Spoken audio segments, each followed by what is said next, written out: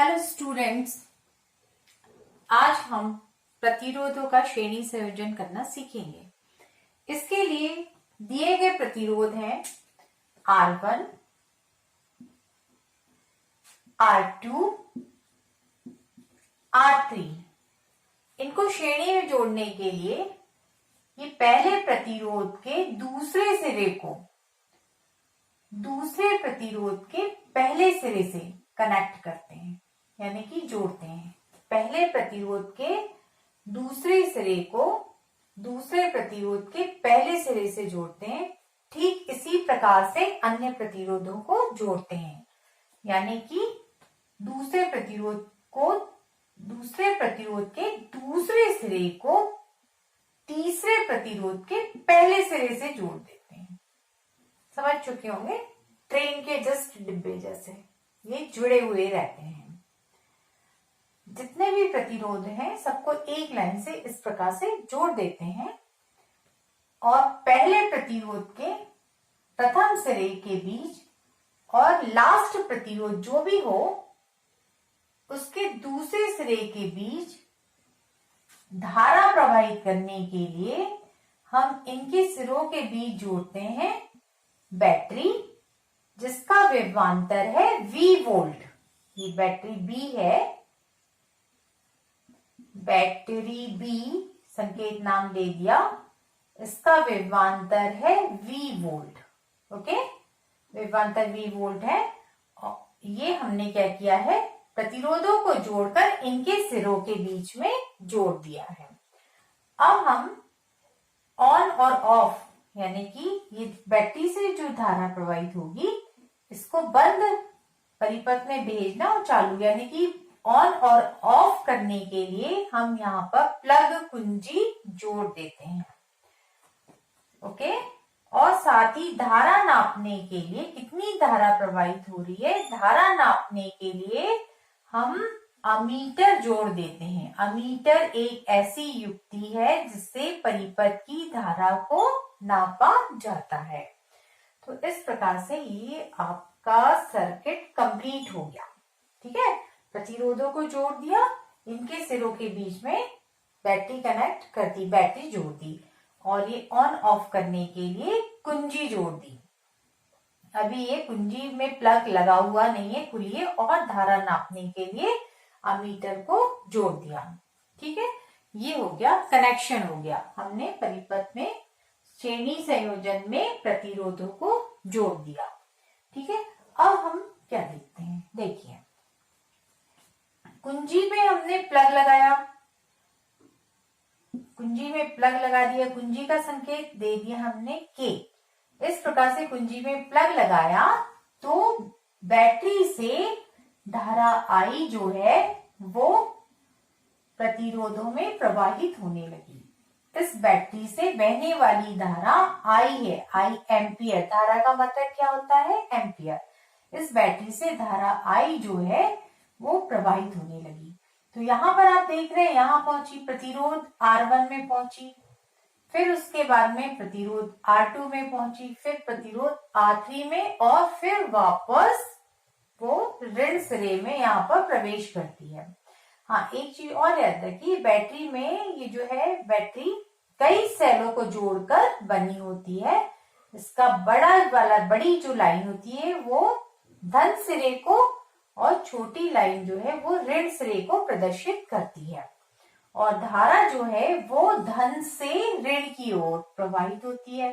धारा positive to negative प्रवाहित होती है। इस बैटरी से बहने वाली धारा I है। हम देख रहे हैं कि सारे प्रतिरोध में एक समान धारा प्रवाहित हो रही है I।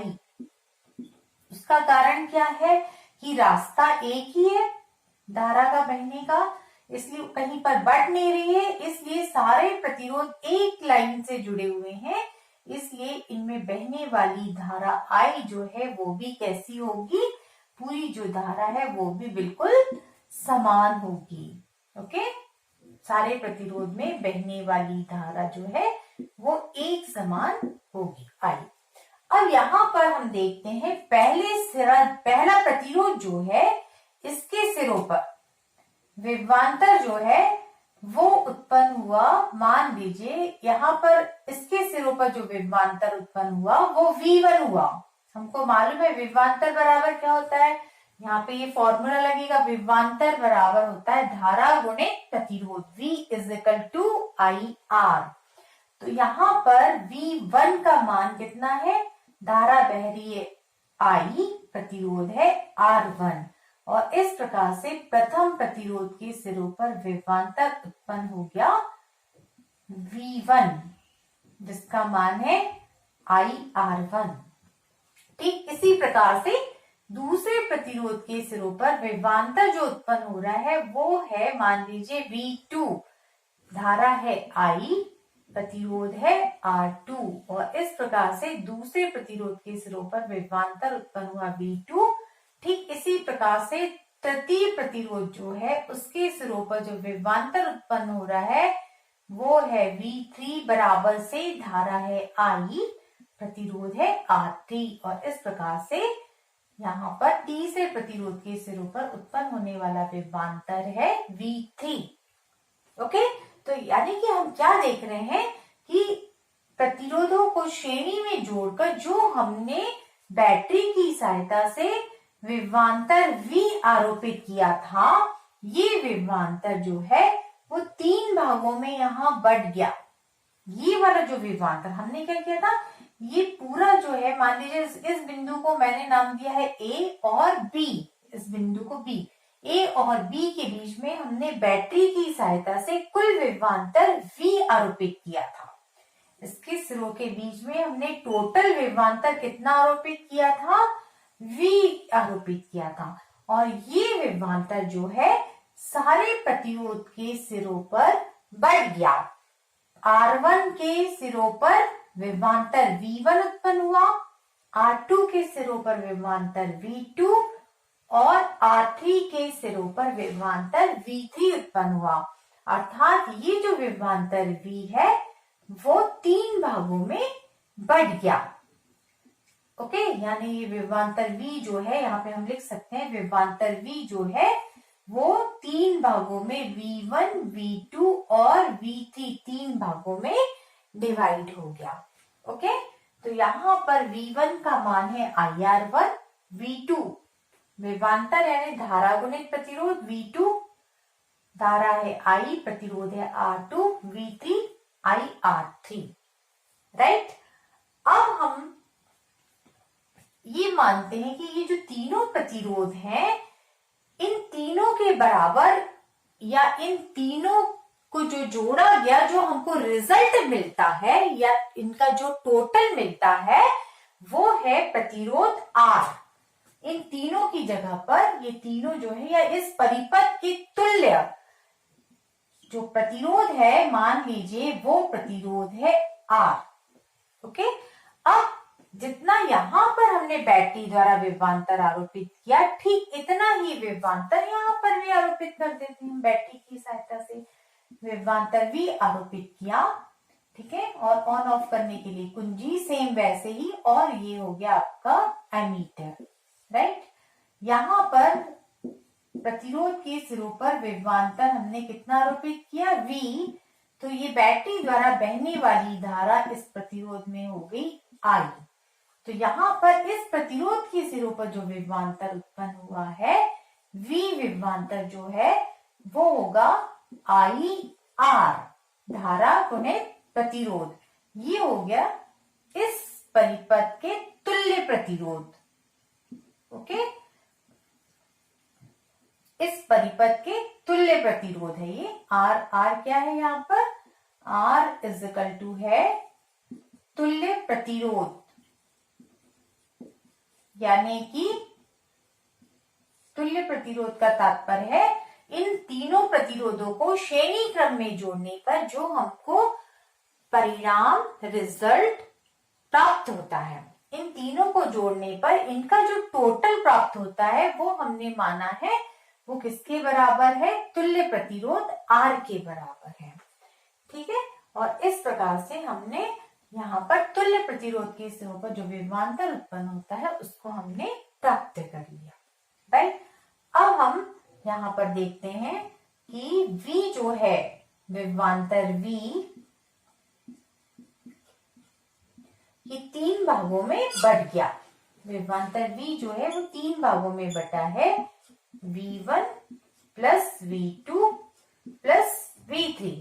इस प्रकार से हम यहाँ पे तुल्य प्रतिरोध के सिरों पर विभवांतर V जो उत्पन्न हुआ उसका मान रखते हैं। V बराबर से हमारे पास है IR, V1 मतलब R1 के सिरों पर विभवांतर ये है IR1, V2 मतलब R2 के सिरों पर विभवांतर है IR2 और V3 मतलब R3 के सिरों पर विभवांतर है IR3। अब ये पूरे समीकरण में ये पूरा जो है राइट साइड यानी दाहिना पक्ष है, इसमें I को हम बाहर ले लेंगे। I तीनों है, तीनों पदों में तीनों टर्म में I है, तो I को बाहर ले लेंगे तो शेष बचेगा R1 plus R2 plus R3 बराबर से हो गया IR और I यहाँ पर आप देख रहे हैं कैंसिल हो जाएगा, I कैंसिल हो जाएगा और इस प्रकार से हमको रिजल्ट प्राप्त हो जाएगा R बराबर से R1 plus R2 plus R3।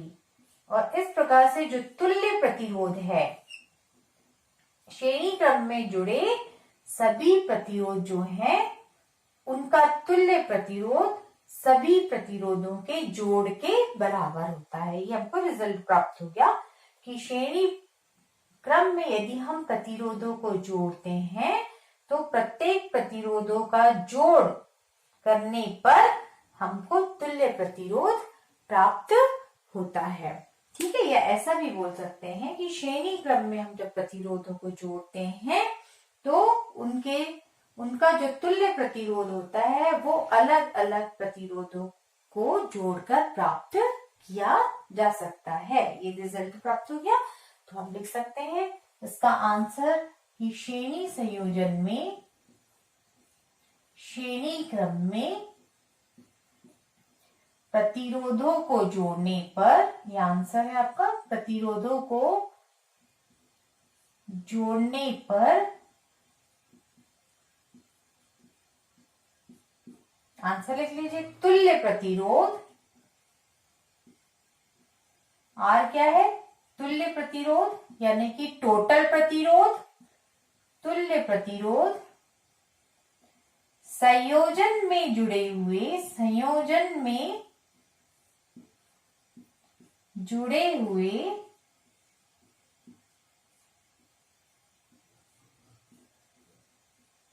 अलग अलग प्रतिरोधों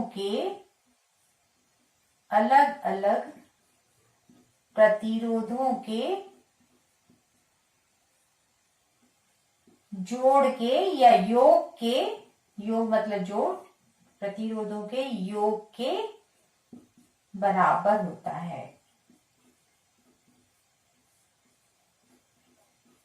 ये हमको आंसर प्राप्त होता है। R is equal to R1 plus R2 तुल्य प्रतिरोध संयोजन में जुड़े हुए अलग अलग प्रतिरोधों के जोड़ के बराबर प्राप्त होता है।